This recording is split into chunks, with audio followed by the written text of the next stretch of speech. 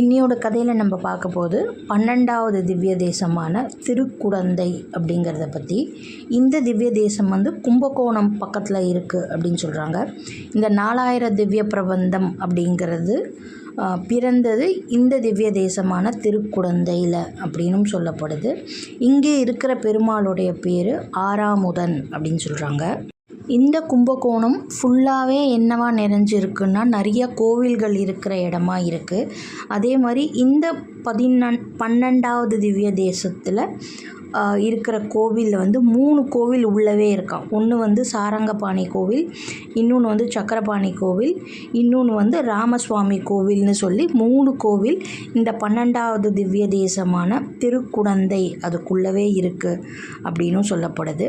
சிவன் கோவிலும் பெருமாள் கோவிலும் நிரம்ப பெற்றது தான் இந்த கும்பகோணம் அப்படிங்கிற ஸ்தலம். இங்கே காவேரி நதி ஓடுது அப்படின்னு சொல்கிறாங்க. கும்பகோணம் அப்படிங்கிறதுனோட பெயர் காரணமாக பார்க்கப்படுறது என்னென்னா, கும்பம் அப்படின்னா குடம், கோணம் அப்படின்னா எல்லா திக்கும், அந்த கார்னர்ஸ் டைரக்ஷன்.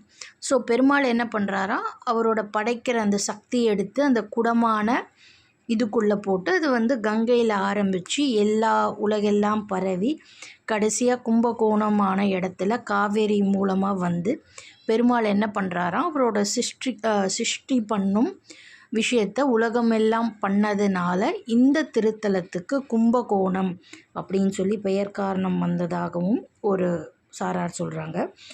இங்கே நம்ம ஆல்ரெடி சக்கரத்தாழ்வார் இருக்காருன்னு பார்த்தோம் இல்லையா. ஐஸ்வர்யம், ஆரோக்கியம், அருள், இந்த 3ம் வேணும்னா இந்த கும்பகோணத்தில் இருக்கிற சக்கரபாணி பெருமாளை சேவிக்கணும் அப்படின்னு சொல்கிறாங்க. இங்கே இருக்கிற பெருமாளோட ஒய்ஃப் பேர் என்னவா அப்படின்னா விஜயவல்லி அப்படின்னு சொல்கிறாங்க.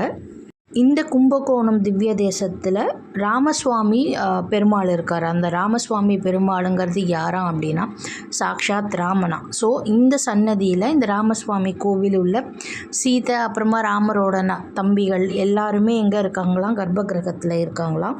இந்த திவ்ய தேசமான திருக்குடந்தையில் என்னவா இன்னொரு பெரிய விஷயம் அப்படின்னா, பெருமாளோட சக்கரம் இருக்குது இல்லையா, பெருமாள் கையில் சங்கு சக்கரம் வச்சுருப்பார்.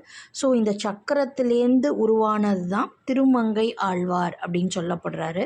அவர் ஆழ்வார்களில் ஒருத்தர். அவர் திருமங்கை ஆழ்வார் ஆழ்வார்களில் 4வது ஆழ்வாராக போற்றப்படுறாரு.